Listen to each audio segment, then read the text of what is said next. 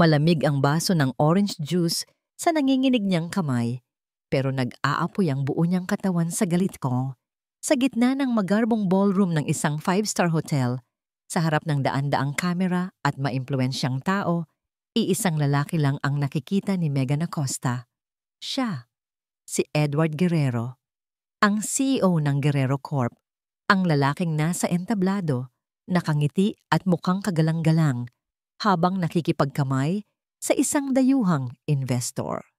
Ang perpektong imahe ng tagumpay at kapangyarihan, isang kasinungalingan, isang malaking panloloko. Muling sumariwa sa isip ni Megan ang itsura ng kanyang pinsan na si Clarice kanina lamang. Ang namumugto nitong mga mata, ang basag nitong boses habang humahagulgol sa kanyang mga braso. "Ginago niya ako, Ate Megan." Paulit-ulit na bulong ni Clarice na parang sirang plaka. Pinaniwala niya ako na mahal niya ako. Ginamit niya ang pangalang Ernest para hindi ko raw siya makilala. Pero siya yon. Sigurado ako, siya yon. Bawat salita ay parang gasolinang ibinuhos sa nag-aalab ng galit ni Megan.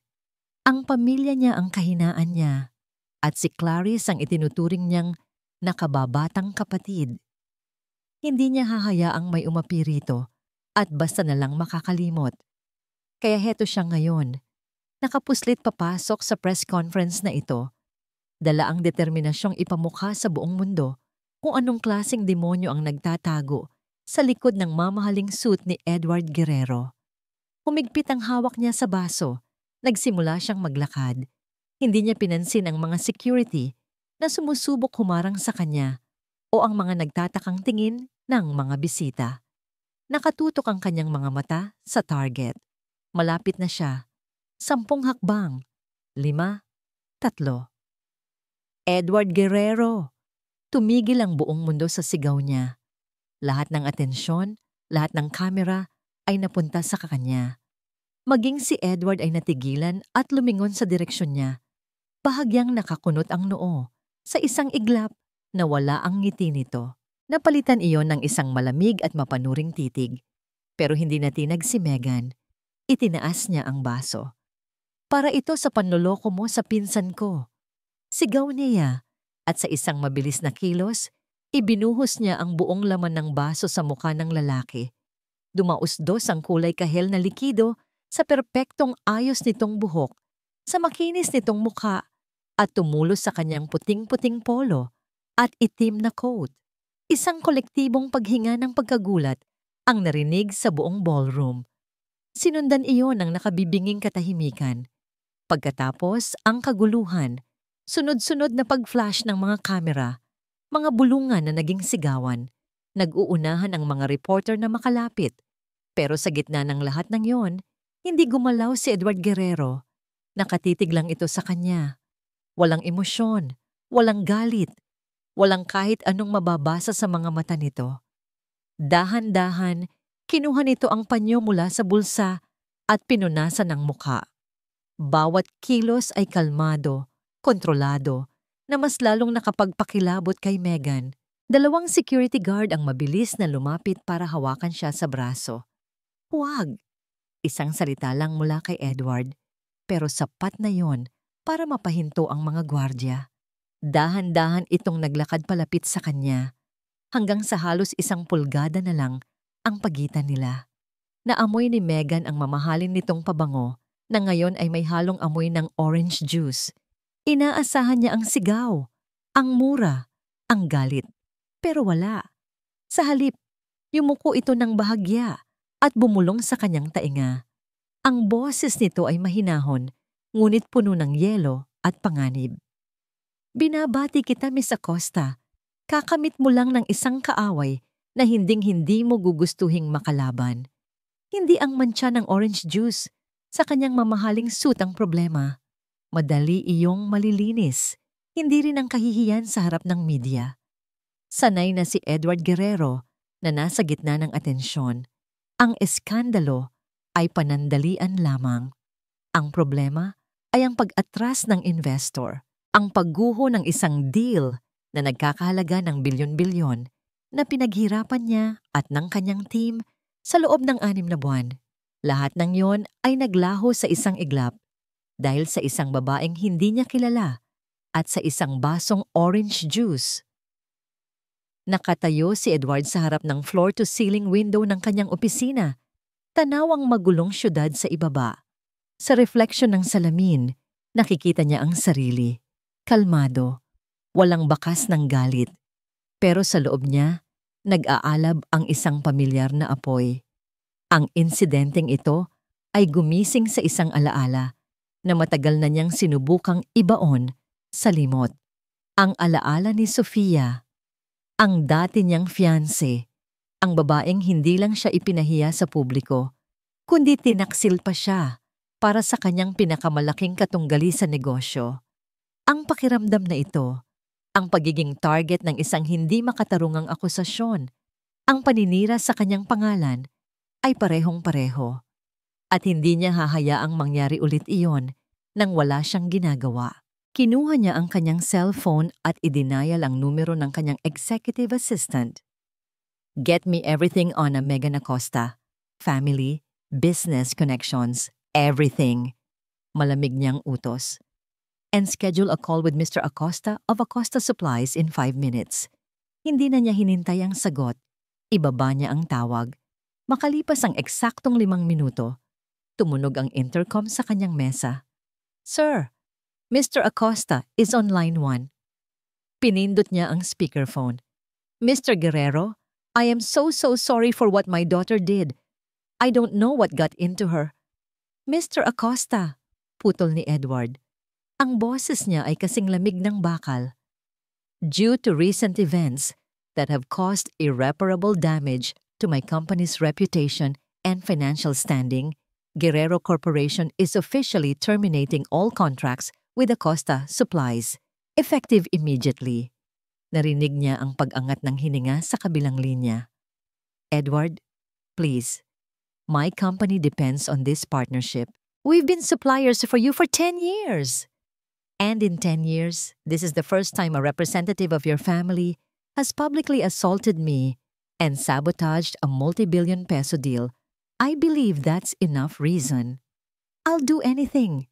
Please, there is nothing to discuss. Our legal team will be in touch.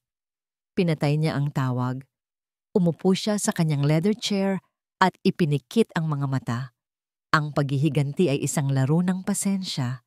At si Megan Acosta, matututunan niya iyon sa masakit na paraan. Gaya ng inaasahan, wala pang 1 oras, inanunsyo ng kanyang sekretarya ang pagdating ng bisitang kanina pa niya hinihintay. Sir, a Miss Megan Acosta is here to see you.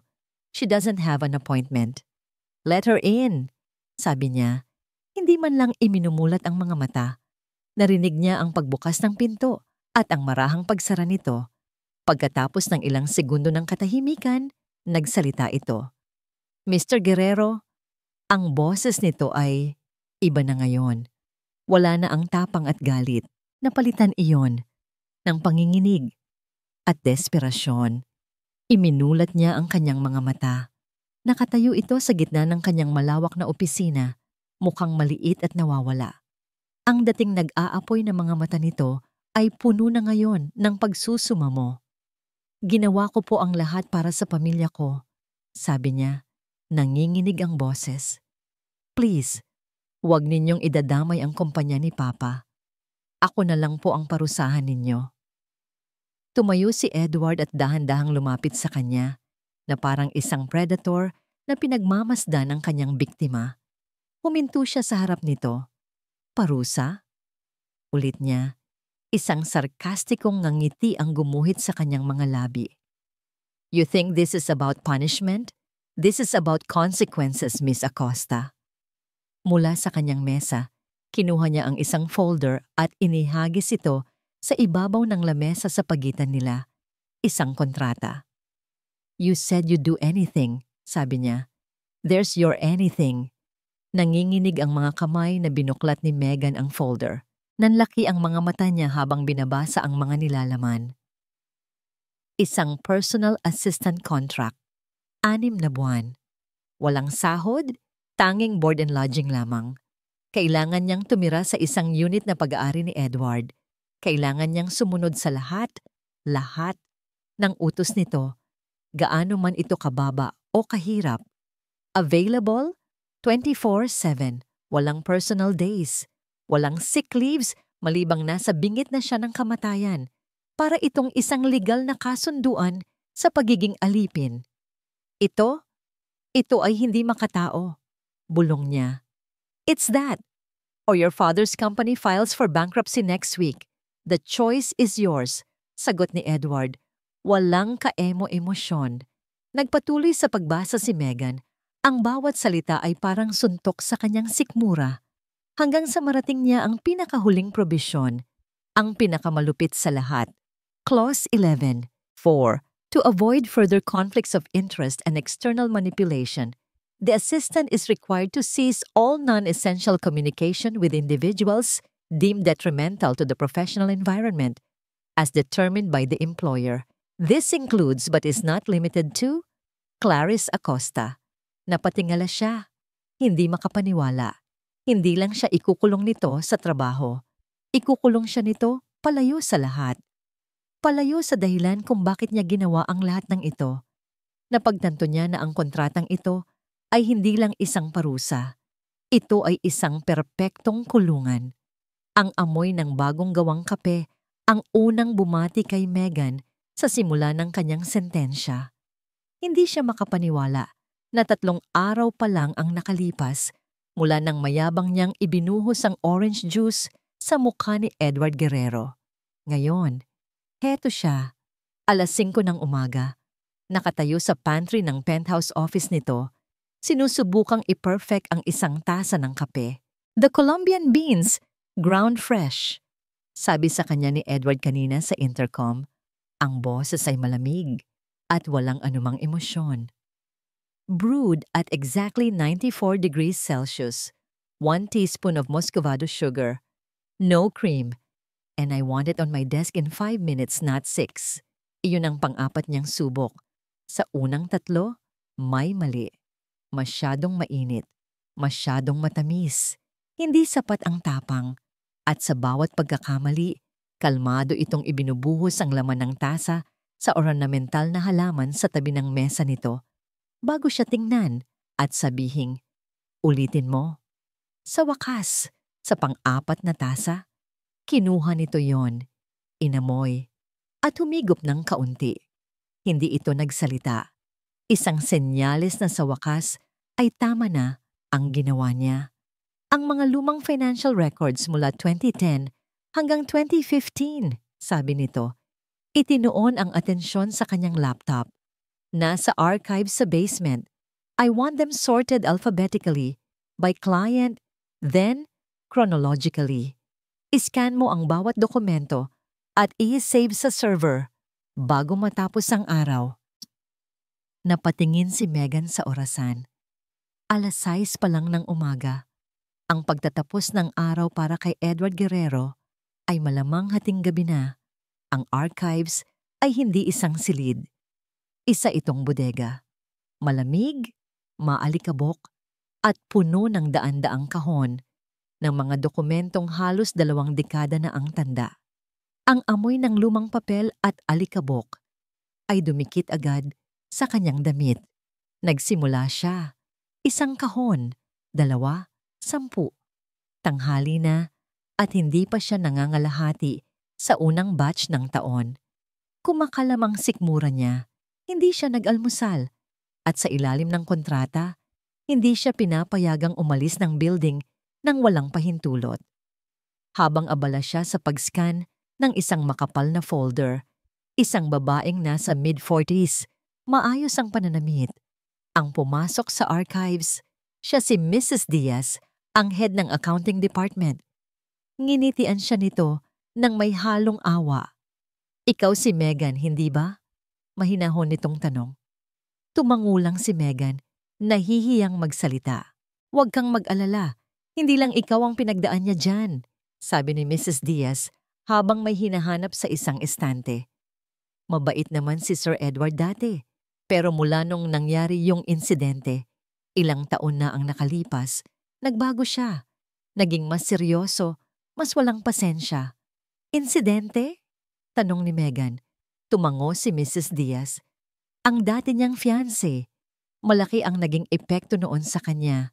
Mula noon, parang galit na siya sa mundo. Ngumiti ulit ito sa kanya. Pasensya at tiyaga lang, makakaraos ka rin. Umalis si Mrs. Diaz at naiwan si Megan sa kanyang mga iniisip. Fiancé? Kaya pala ganoon na lang ang galit nito sa ideya ng panloloko at pagkakanulo. Pero ang kaalamang yon ay hindi nakabawas sa pagod at gutom na nararamdaman niya. Gabi na. Ang mga kamay niya ay puro paper cuts at ang likod niya ay parang mababali sa sakit. Malapit na siyang matapos sa taong 2012. Biglang nag-vibrate ang cellphone niya sa kanyang bulsa. Lihim niyang kinuha iyon.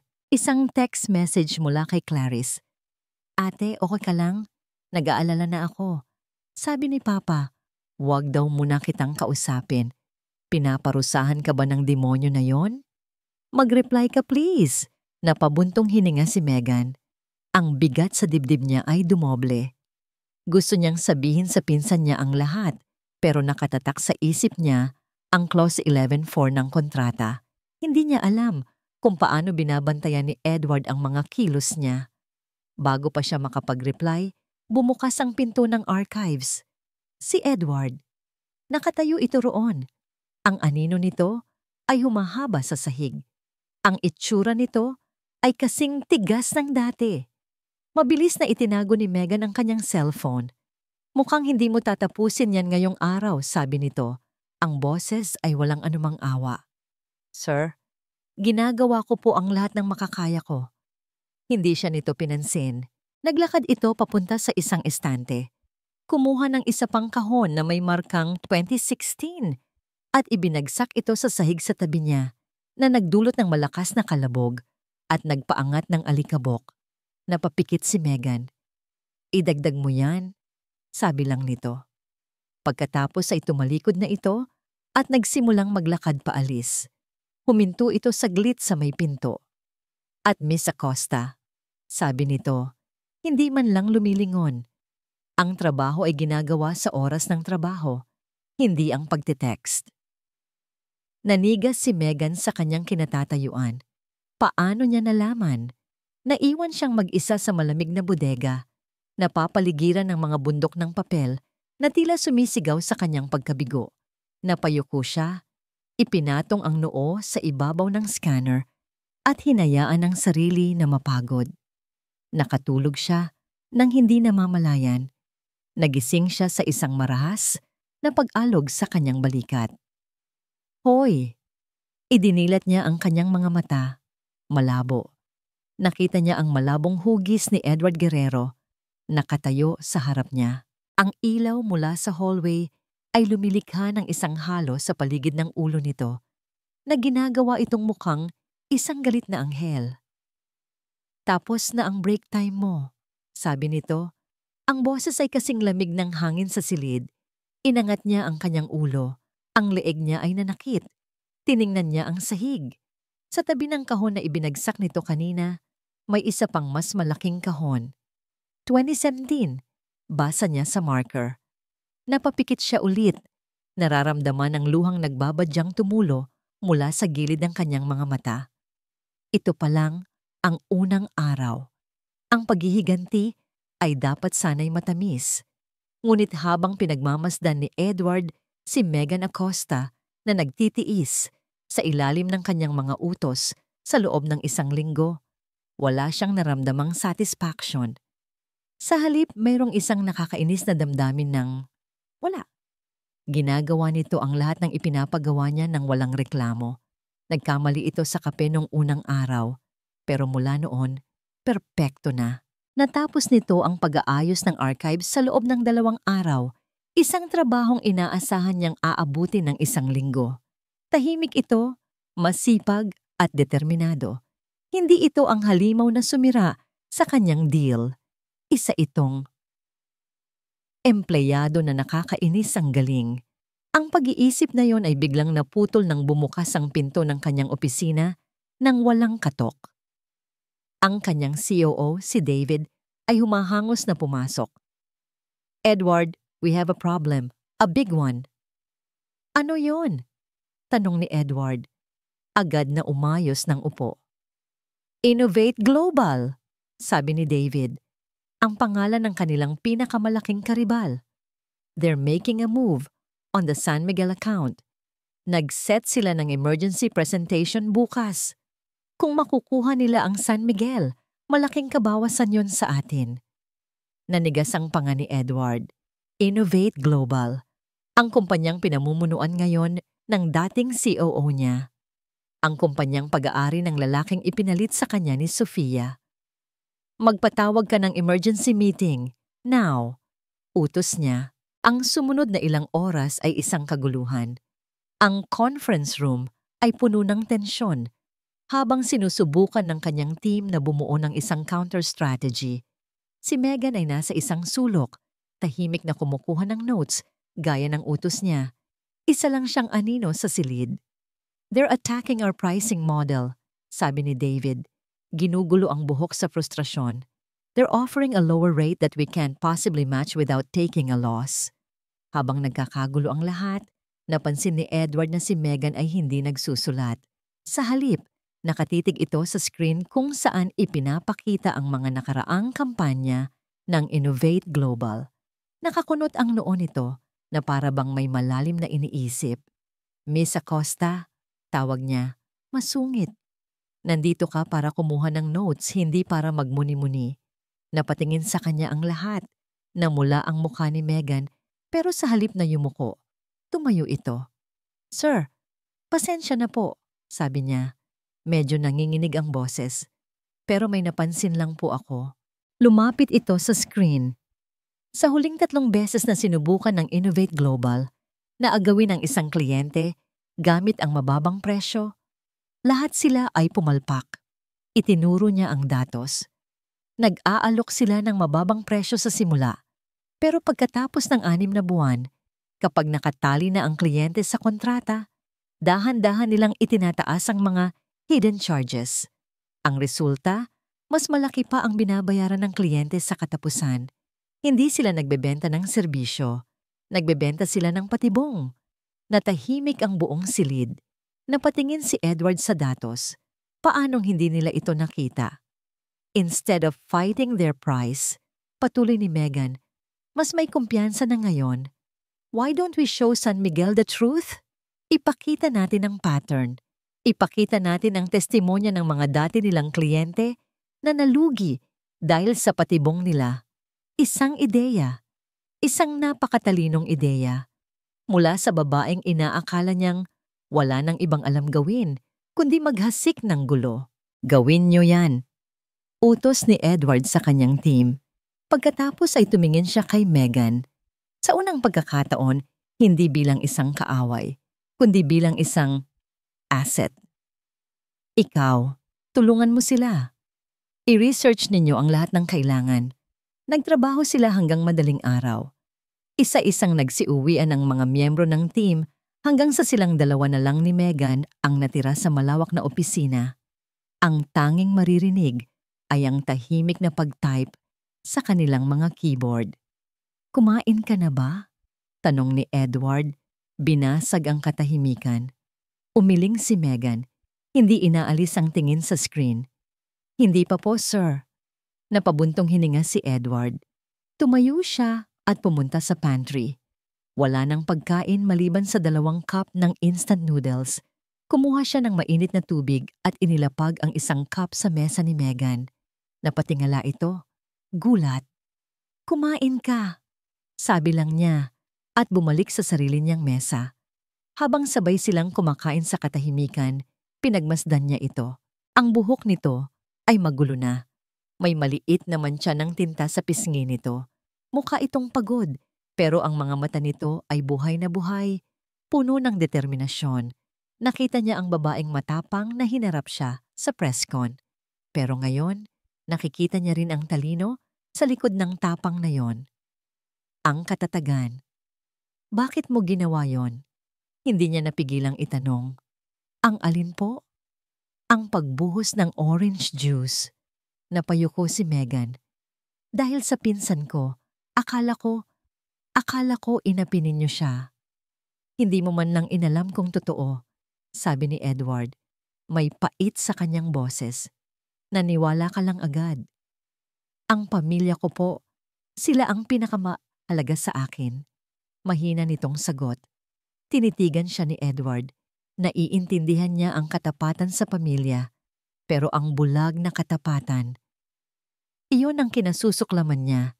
Iyon ang nagdala sa kanya sa impyerno noon.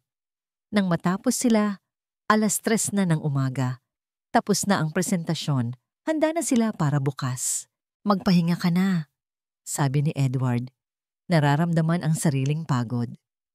Nahiga siya sa mahabang sofa sa kanyang opisina at ipinikit ang mga mata. Narinig niya ang pag-aayos ni Megan ng mga gamit. Ang mga yabag nito papalapit. Akala niya ay aalis na ito, pero naramdaman niya ang isang bagay na marahang ipinatong sa kanyang katawan. Ang kanyang suit jacket. Kinumutan siya nito. Isang simpleng gesto ng kabaitan. Isang bagay na hindi niya inaasahan. Habang papalayo ang mga yabag nito, sa pagitan ng pagod at pagtulog, may isang imahe na pumasok sa kanyang isip. Ang mukha ni Sofia, nakangiti habang ibinibigay ang mga plano niya sa kalaban. Ang sakit ng pagkakanulo. Hindi niya sinasadya, hindi niya kontrolado, pero bago pa niya mapigilan, ang kamay niya ay mabilis na kumilos at hinawakan ng isang bagay. Ang pulsuhan ni Megan at isang pangalan ang lumabas sa kanyang bibig sa isang pagod na bulong. Sofia. Bakit? Sofia. Bakit? Ang mga salitang yon, ibinulong sa gitna ng kadiliman ng opisina, ay tumatak sa isip ni Megan na parang isang mainit na bakal. Hinila niya ang kanyang kamay mula sa pagkakahawak ni Edward. Ang puso niya ay tumitibok ng mabilis. Dahan-dahan siyang umatras at umalis. Iniwan itong natutulog sa sofa. Sa sumunod na mga araw, may nagbago. Nanalo sila sa San Miguel account. Ang presentasyon ay naging isang malaking tagumpay at malaking bahagi noon ay dahil sa estratehiyang iminungkahi ni Megan. Sa unang pagkakataon, sa harap ng buong board, binigyan siya ni Edward ng isang maikling tango ng pagkilala. Good work, Miss Acosta. Ang dating malupit na mga utos ay napalitan ng mga profesional na gawain. Hindi na siya tagatimpla ng kape o tagasalansan ng lumang dokumento. Siya na ang naghahanda ng mga agenda para sa meeting, nagre-research ng mga potensyal na kliyente at nag-oorganisa ng schedule nito. Nagsimula siyang makita ang Edward Guerrero sa likod ng CEO. Ang lalaking seryoso at nakatuon sa trabaho. Ang lalaking, kahit gaano kapagod, ay hindi lumiliban. At paminsan-minsan, sa mga gabing late na silang natatapos, nakikita niya ang isang saglit na pagod sa mga mata nito.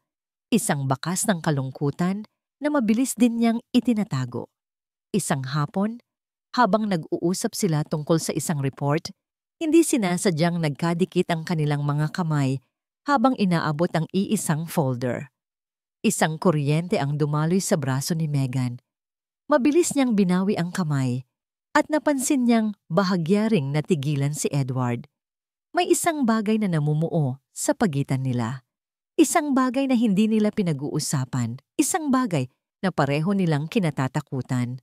At syempre, iyon ang perpektong pagkakataon para pumasok sa eksena si Clarice. Ate Megan! Napatingala si Megan mula sa kanyang mesa at nakita ang kanyang pinsan na naglalakad palapit. Ang mukha ay puno ng pag-aalala. Si Clarice ay mukhang mas payat, mas maputla kaysa dati. Clarice! Anong ginagawa mo dito? Gulat na tanong ni Megan. Mabilis na tumayo. Hindi mo na sinasagot ang mga tawag at text ko. Nag-alala ako na baka kung ano nang ginawa sa'yo ng lalaking yan, sabi ni Clarice, sapat na malakas para marinig sa buong paligid. Bumukas ang pinto ng opisina ni Edward. Lumabas ito, ang mukha ay walang emosyon, pero ang mga mata ay nakatuon kay Clarice. Biglang nanghina ang mga tuhod ni Clarice at napahawak ito sa mesa ni Megan na parang hihimatayin. Siya! Bulong nito puno ng takot. Miss Acosta? Sabi ni Edward. Ang boses ay malamig. Tumutukoy kay Clarice. This is a private office. You are not welcome here. Ate, tara na. Umalis na tayo dito. Sabi ni Clarice, hinihila ang braso ni Megan. Hindi ako pwedeng umalis, mahinang sagot ni Megan. Nakatingin kay Edward. Naiwan silang tatlo sa isang nakakabinging katahimikan. Si Clarice na mukhang isang binagyo, si Edward na parang isang pader ng yelo, at si Megan na nasa gitna ng lahat. Sa huli, si Edward ang unang kumilos. Bumalik ito sa loob ng opisina nito at isinara ang pinto. Nang silang dalawa na lang, niyakap ni Clarice si Megan. Ate, anong ginagawa niya sa'yo? Tignan mo ang sarili mo. Pagod na pagod ka. Huwag mong sabihing nahuhulog ka na sa patibong niya. Anong ibig mong sabihin? Hindi mo ba nakikita? Ito ang ganti niya. Hahayaan ka niyang mapalapit sa kanya. Ipapakita niya sa'yo na mabait siya. Tapos kapag mahal mo na siya, iiwan ka niya. Gagawin niya sa'yo ang ginawa niya sa akin. Humagulgol si Clarice. Ang mga salita ni Clarice ay parang lason na unti-unting kumakalat sa isip ni Megan. Sofia. Bakit? Ang pangalang narinig niya. Ang sakit sa boses ni Edward. Paano kung tama si Clarice? Paano kung ginagamit lang siya ni Edward para paglaruan? Kinagabihan, habang inaayos ni Megan ang mga gamit niya, nakita niya mula sa kanyang kinauupuan ang loob ng opisina ni Edward. May kausap ito sa video call. Ang lalaki sa screen ay kamukhang-kamukha ni Edward. Ang kapatid nitong si Ernest. Ang lalaking sinabi ni Clarice na nanloko sa kanya. Pero ang nakikita niya ay isang masayahing lalaki. Tumatawa. Nasa isang beach sa kung saang panig ng mundo. Hindi ito ang itsura ng isang taong kagagaling lang sa isang masakit na breakup. Ang pagdududa ay nagsimulang sumibol sa puso ni Megan. Isang maliit, nakakakilabot na pagdududa. Sino ang nagsasabi ng totoo? Ang pagdududa na yon ay sumabog kinabukasan. May investors dinner mamaya. Sasama ka sa akin, sabi ni Edward. Hindi isang tanong, kundi isang utos. Bakit kailangan ko pang sumama? Malamig na tanong ni Megan. Dahil iyon ang trabaho mo at dahil sinabi ko, sagot nito, ang dating lamig ay bumabalik sa kanilang pag-uusap. Dumating sila sa isang mamahaling restaurant. Habang papasok, isang boses ng babae ang tumawag sa pangalan ni Edward. Edward, it's been a while. Lumingon si Megan at nakita ang isang napakagandang babae. Nakasuot ng isang pulang bestida na bumagay sa perpekto nitong katawan. Nakakapit ito sa braso ng isang mas matandang lalaki.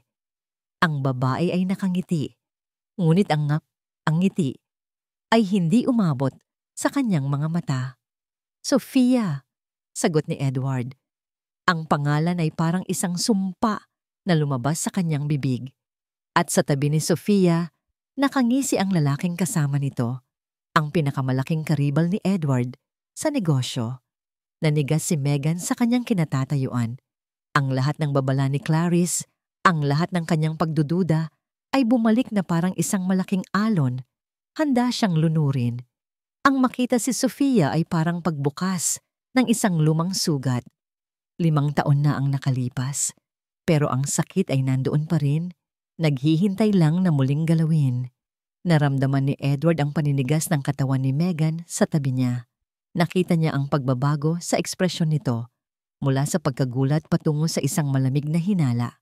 At alam niyang kung ano man ang maliit na tiwalang nagsisimula nang mabuo sa pagitan nila ay biglang naglaho. Hindi ko alam na darating ka, Edward. Sabi ni Sofia, ang boses ay matamis na may halong lason. Tumingin ito kay Megan mula ulo hanggang paa. And you brought company. Umalis na tayo. Bulong ni Megan, ang boses ay mariin. Pero bago pa makakilos si Edward, nagsalita na ang kasama ni Sofia. Si Mr. Velasco, ang CEO ng Innovate Global. Guerrero, nandito ka rin pala. Hayaan mo nang ipakilala ko sa'yo ang bago naming Vice President for a Strategic Partnerships. Ang aking fiancé, si Sofia. Isang sampal. Isang direktang sampal sa mukha. Hindi lang siya tinalikuran ni Sofia. Sumapi pa ito sa kumpanya ng kaaway niya. Hindi nagsalita si Edward. Isang malamig na tango lang ang ibinigay niya bago hinila ng bahagya si Megan palayo sa eksena. Ang buong hapunan ay isang pagpapahirap. Naramdaman ni Edward ang bawat titig ni Megan. Puno ng akusasyon. Hindi siya makapag-focus sa pakikipag-usap sa mga investor. Ang gusto niya lang ay umalis. Pagpasok nila sa kotse pauwi, sumabog ang tensyon. Kaya pala, sabi ni Megan, ang boses ay puno ng pait. Kaya pala ganyan na lang ang galit mo sa panloloko. Dahil sa kanya. Wala kang alam sa nangyari. Mariing sagot ni Edward. Ang mga kamay ay humihigpit sa manibela. Hindi, sa tingin ko alam ko na, sabi ni Megan.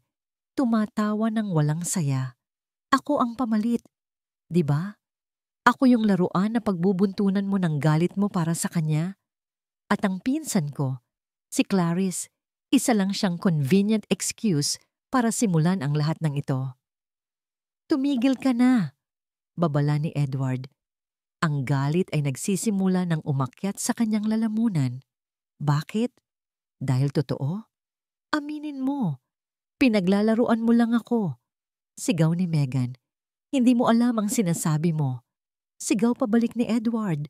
At biglang inapakan ng preno sa gilid ng daan. Natahimik sila.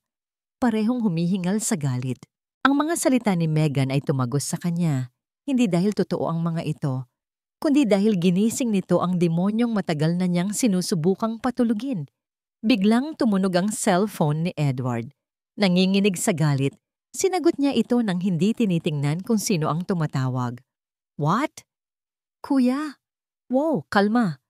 Ang masayahing boses ng kanyang kapatid na si Ernest ang sumagot. Nasa gitna ka ba ng gera? Napapikit si Edward. Sinusubukang pakalmahin ang sarili. Ernest, pasensya na. May masamang gabi lang. Well, baka mas lalong sumama yan. O baka luminaw. Tungkol ito sa babaeng sinasabi mo. Si Clarice Acosta. Biglang naging alerto si Edward. Tumingin siya kay Megan na nakatingin sa labas ng bintana.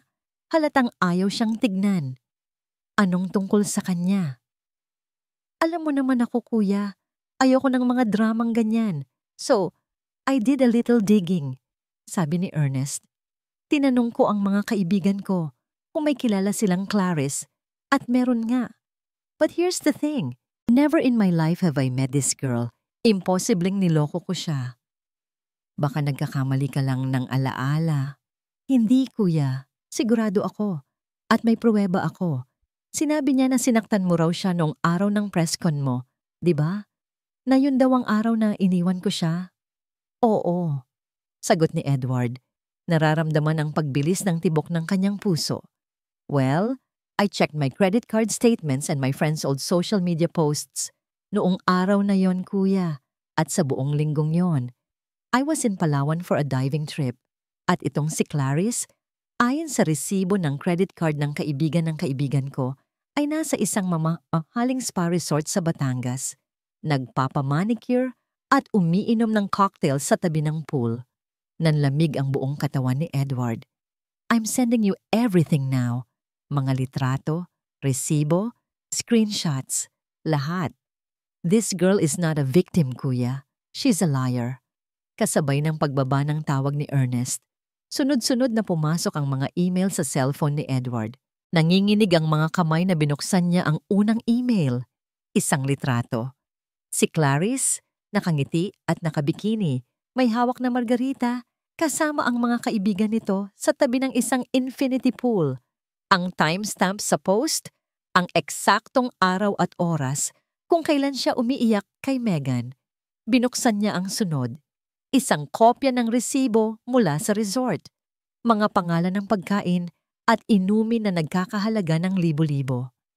Ang sunod, isang screenshot ng isang usapan kung saan nagyayabang si Clarice tungkol sa vacation niya. Lahat ay isang kasinungalingan, isang malaki, planado, at masalimuot na kasinungalingan. At siya, si Edward, ay naging isang instrumento sa kasinungalingang yon. Ang galit niya, ang paghihiganti niya, lahat ay nakatuntong sa isang pundasyong gawa-gawa lamang. Ibinaba niya ang kanyang cellphone at dahan-dahang lumingon kay Megan. Ang galit sa mukha nito ay hindi pa nawawala.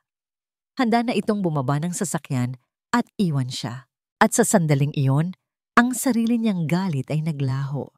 Napalitan iyon ng isang damdaming mas malalim at mas masakit. Pagsisisi, tumingin siya sa mga mata nito at isa lang ang salitang lumabas sa kanyang bibig, puno ng bigat ng kanyang pagkakamali. Megan, mali ako. Megan, mali ako. Ang mga salitang yon ay lumutang sa loob ng sasakyan, ngunit hindi agad naintindihan ni Megan ang kahulugan ng mga ito. Ang galit ay parang isang pader na nakaharang sa kanyang pandinig.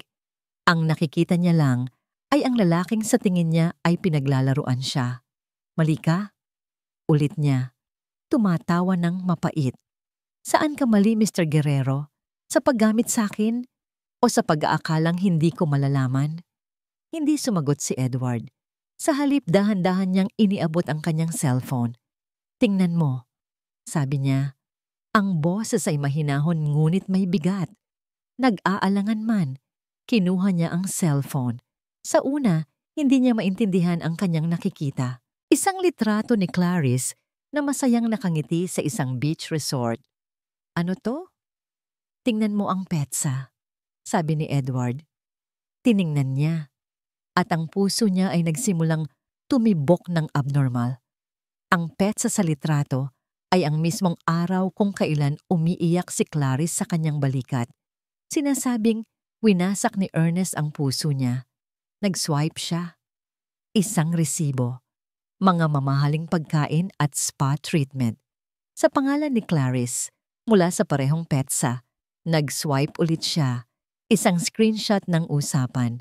Si Clarice nagyayabang sa isang kaibigan tungkol sa kanyang relaxing getaway.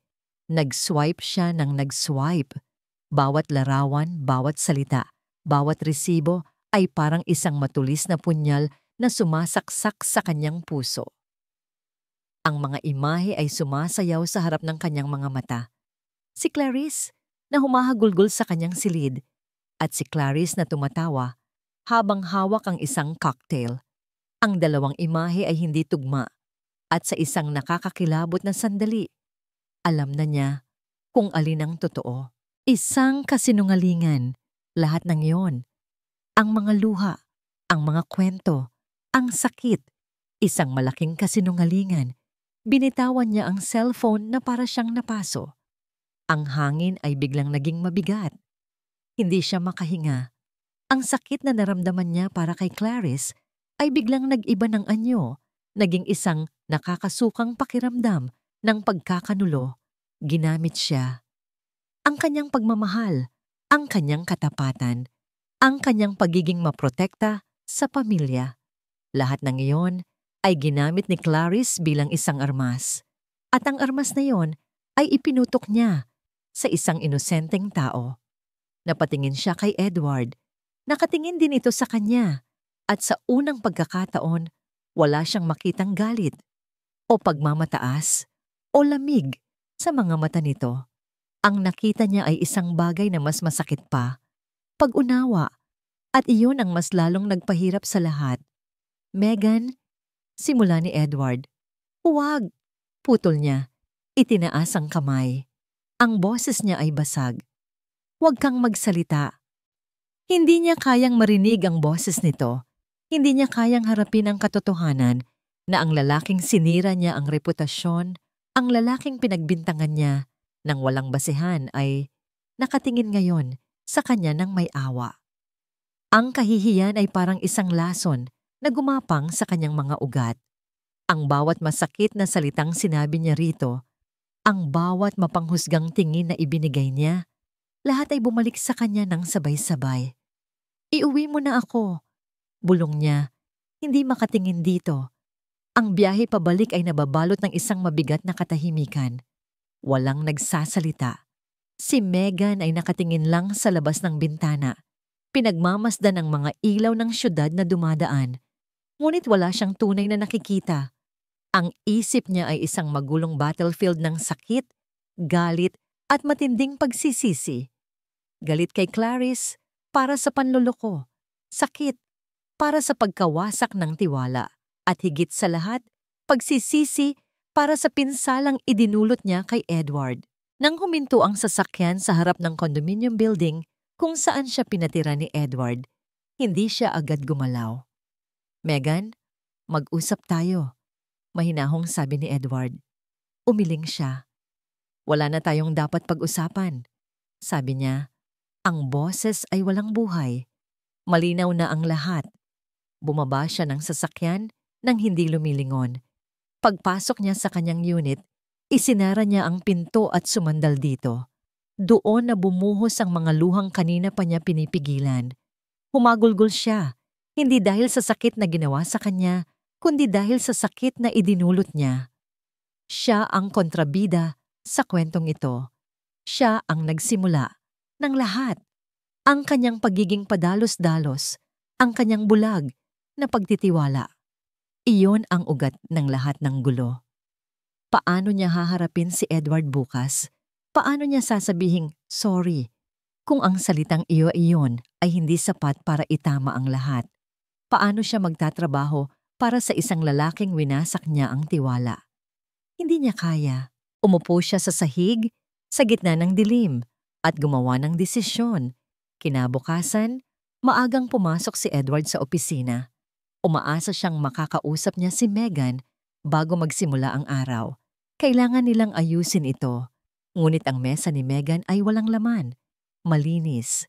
Walang kahit isang papel o ballpen. Na para bang hindi ito kailanman nagtrabaho doon. Sa gitna ng malinis na mesa, may isang puting sobre.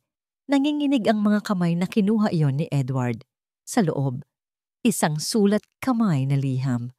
"Mr. Guerrero, walang sapat na salita para sabihin kung gaano ako nagsisisi. Naging bulag ako.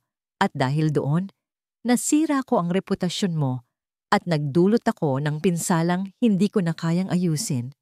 Ang kontratang ito ay nagsimula dahil sa isang kasinungalingan. Hindi ko na kayang ipagpatuloy ito.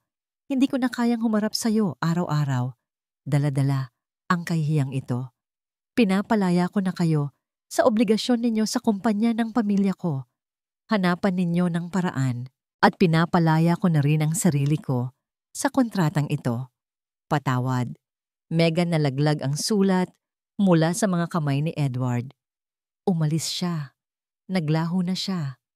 Kasabay noon, tumunog ang kanyang cellphone. Si David, ang kanyang COO. Ang boses nito ay puno ng pag-aalala. "Edward, kailangan mong pumunta dito. Ngayon na." Ang Innovate Global, nag-launch sila ng hostile takeover bid. Ginagamit nila ang iskandalo ng orange juice bilang pruweba na unstable daw ang leadership mo. May panganib na mawala sa atin ang lahat. Napatitig si Edward sa bintana. Ang babaeng nagdulot ng kanyang pinakamalaking problema ay siya ring babaeng nagsimulang maghilom sa kanyang mga sugat. At ngayon, pareho silang nawala sa kanya. Ang pakiramdam ng pag-abandona ay pamilyar kay Edward. Ito ang parehong pakiramdam na iniwan sa kanya ni Sofia 5 taon na ang nakalipas. Ngunit sa pagkakataong ito, iba. Hindi galit ang nararamdaman niya, kundi isang malalim na panghihinayang. Hindi niya hahayaang matapos ang kwento ng ganito. "David, i-handle mo muna yan. I-delay mo ang board meeting. Papunta na ako." Pero hindi sa opisina ang una niyang destinasyon. Inutusan niya ang kanyang driver na magmaneho papunta sa isang lugar na nakuha niya mula sa background check na ipinagawa niya kay Megan noon, ang bahay ng pinakamatalik nitong kaibigan. Habang nasa biyahe, tumawag siya. Hindi kay Megan, kundi sa ama nito. Mr. Acosta, Edward Guerrero here. Kailangan nating mag-usap. Isama ninyo ang inyong asawa at si Clarice sa bahay ninyo in 1 hour. Ang boses niya ay kalmado, ngunit may bigat na hindi matatanggihan. Pagkatapos noon, ginugol niya ang natitirang oras ng biyahes sa paghahanda para sa 2 laban na kailangan niyang harapin. Una, ang pag-ibig. Natagpuan niya si Megan sa isang maliit na coffee shop malapit sa bahay ng kaibigan nito, nakaupo sa isang sulok, nakatitig sa isang tasang hindi naman niya ginagalaw. Ang itsura nito ay mas pagod at mas malungkot kaysa noong nagtatrabaho ito sa archives.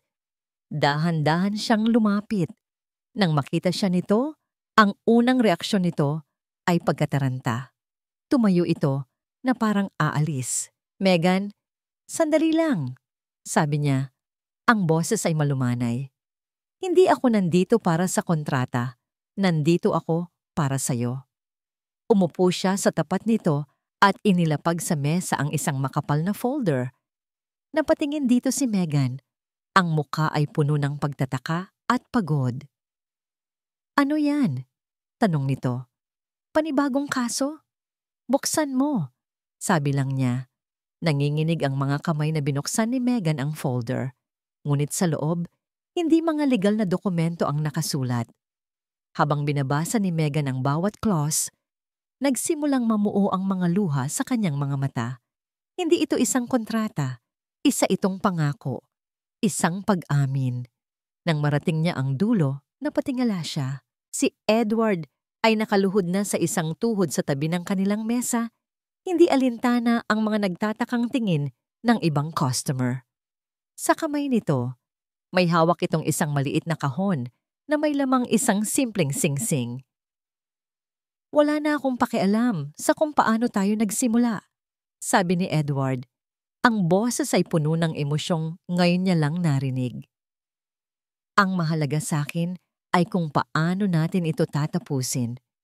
O mas maganda, kung paano natin ito sisimulan ulit. Sa tamang paraan." Hinawakan niya ang kamay ni Megan. "Megan Acosta, tatanggapin mo ba ang proposition ko?" Bago pa makasagot si Megan, ang eksena ay nag-shift. Pangalawa, ang hustisya. Nasa sala ng pamilya Acosta, si Edward, nakaupo sa tapat ni Mr. at Mrs. Acosta at ni Clarice na halatang kinakabahan. "Nandito po ako dahil sa isang malaking hindi pagkakaunawaan." Simula ni Edward, kalmado. Inilabas niya ang kanyang tablet at ipinakita ang mga ebidensya, ang mga litrato, ang mga resibo. Ang buong insidente sa press conference ay base sa isang kasinungalingan. Namutla si Clarice, "Hindi totoo yan. Sinungaling siya." "Talaga ba?" tanong ni Edward. "Kung ganoon, bakit hindi nating itanong mismo sa kanya?" Sa hudyat niya, bumukas ang pinto at pumasok si Ernest, ang kanyang kakambal, na kararating lang mula sa airport. Nang makita ni Clarice si Ernest, ang totoong Ernest, sa unang pagkakataon, ang lahat ng kulay ay nawala sa kanyang mukha. "Sino ka?" tanong ni Ernest, nakatingin kay Clarice. "Sa pagkakaalam ko, hindi pa tayo nagkikita kahit kailan." Gumuho ang mundo ni Clarice. Sa harap ng kanyang mga magulang at ng mga taong niloko niya, wala na siyang matakbuhan. Umiyak siya at umamin sa lahat. Ang kanyang inggit kay Megan, ang kanyang obsesyon kay Edward, at ang kanyang masalimuot na plano para sirain ito. Ang itsura ng pagkabigo at kahihiyan sa mukha ng mga magulang ni Megan ay malinaw. Ngunit sa gitna ng lahat, tumayo si Edward. "Hindi ko ito ginawa para maghiganti," sabi niya, nakatingin sa mga magulang ni Megan. "Ginawa ko ito para sa katotohanan at para kay Megan." Tumalikod na siya at umalis. Iniwan ang isang pamilyang nawasak ng sarili nilang mga lihim. Bumalik tayo sa coffee shop. Si Megan, umiiyak na ngayon, hindi dahil sa sakit, kundi dahil sa pag-asa. Tumingin siya kay Edward na nakaluhod pa rin. Ang tanong ay nakabitin pa rin sa hangin. "Megan Acosta, Tatanggapin mo ba ang proposition ko? Sa gitna ng isang ordinaryong coffee shop, sa harap ng isang pambihirang lalaking nakaluhod, nahanap ni Megan Acosta ang sagot na matagal nang nawawala sa kanyang puso. Hindi ito tungkol sa paghihiganti, hindi tungkol sa kontrata. Ito ay tungkol sa pagpili. Ang pagpiling maniwala ulit. Ang pagpiling magpatawad, hindi lang sa iba, kundi pati na rin sa sarili. Tumingin siya sa mga mata ni Edward at sa pagkakataong ito, wala na siyang nakitang CEO o kaaway. Ang nakita niya ay ang kanyang tahanan. Dahan-dahan siyang tumango at sa isang basag ngunit buong pusong bulong, sinabi niya ang salitang magbabago sa lahat. Oo. Isang matamis na ngiti ang sumilay sa mga labi ni Edward bago niya marahang isinuot ang singsing sa daliri ni Megan. Tumayo siya at sa isang iglap, ang lahat ng pader sa pagitan nila ay tuluyan ng gumuho. Niyakap niya ito ng mahigpit at sa yakap na yon, naramdaman ni Megan ang kapayapaan. Makalipas ang ilang buwan, ang araw ng kanilang kasal ay hindi magarbo. Ito ay simple, pribado, at puno ng mga taong tunay na nagmamahal sa kanila. Nandoon ang mga magulang ni Megan. Ang mga mata ay puno ng pagsisisi, ngunit meron ding saya para sa hinaharap ng kanilang anak. Bago ang seremonya, nagkaroon sila ng pagkakataong mag-usap ni Clarice. Ang dating mapagmataas niyang pinsan ay nakayuko na ngayon, puno ng kahihiyan. Ate, patawad, sabi nito. Ang mga luha ay totoo na sa pagkakataong ito, tinitigan siya ni Megan ng matagal. Ang sakit ay nandoon pa rin, isang peklat na hindi na mawawala. Pero ang galit naglaho na. Pinapatawad na kita, mahinang sabi ni Megan. Pero kakailanganin ng mahabang panahon bago ko makalimutan. Sana matutunan mo ring patawarin ang sarili mo. Iyon na ang kanilang huling pag-uusap, isang pagsasara ng isang kabanata. Sa harap ng altar, habang hawak ang mga kamay ni Edward, naramdaman ni Megan ang kapanatagan. Ng oras na para sa kanilang mga panata, si Edward ang unang nagsalita. Tinitigan niya si Megan at ang buong mundo sa paligid nila ay tila naglaho.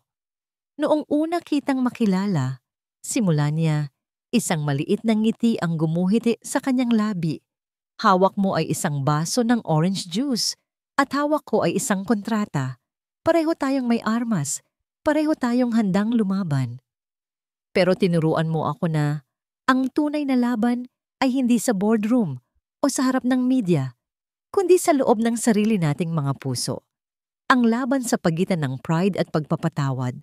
At dahil sa'yo, sa unang pagkakataon, gusto kong isuko ang laban na yon at hayaang manalo ang puso ko. Kaya Megan, ipinapangako ko na babasahin ko ang bawat kontrata maliban sa isa, ang kontrata ng puso natin. Dahil dito, tiwala ako ng walang pag-aalinlangan. Napaluha si Megan. Nang siya na ang magsasalita, huminga siya ng malalim. Ako naman, sinimulan ko ang lahat ng ito dahil sa isang bulag na katapatan, sabi niya. Akala ko, ang pag-ibig ay tungkol sa pagtatanggol sa mga mahal mo sa buhay, kahit anong mangyari. Pero ipinakita mo sa akin na ang tunay na pag-ibig ay may kasamang katotohanan, may kasamang pag-amin sa pagkakamali, at may kasamang tapang para magsimula muli. Tinapos ko ang isang kontrata para simulan ng isa pa. Patuloy niya, ang boses ay puno ng pagmamahal. Isang kontratang walang expiration date, isang kontratang nakasulat hindi sa papel, kundi sa bawat tibok ng puso ko. Isang kontratang walang katapusan, kasama ka. Ang kanilang unang halik bilang mag-asawa ay isang selyo sa lahat ng kanilang mga pangako. Kinagabihan, habang pinagmamasdan nila ang paglubog ng araw mula sa balcony ng kanilang bagong tahanan, ipinatong ni Megan ang kanyang ulo sa balikat ni Edward. Sino nga mag-aakala, bulong niya, na ang lahat ng ito ay magsisimula sa isang basong orange juice? Natawa si Edward Ang tunog na dati ay pambihira, ngayon ay musika na sa kanyang pandinig. Kung alam ko lang, sabi nito, hinigpitan ang yakap sa kanya. Sana pala, isang pitzel ng orange juice ang inorder ko. Natawa sila pareho. Ang kanilang mga tawa ay sumabay sa hangin. Ang kanilang kwento ay hindi perpekto. Nagsimula ito sa gulo, sa galit, at sa kasinungalingan. Ngunit sa huli, ang pag-ibig na itinayo mula sa mga guho ng pagkakamali ay naging mas matibay. Isang pag-ibig na pinili, pinaghirapan, at higit sa lahat, pinatawad. Ang kanilang huling kontrata ay nagsisimula pa lamang, at ito ay para sa habang buhay.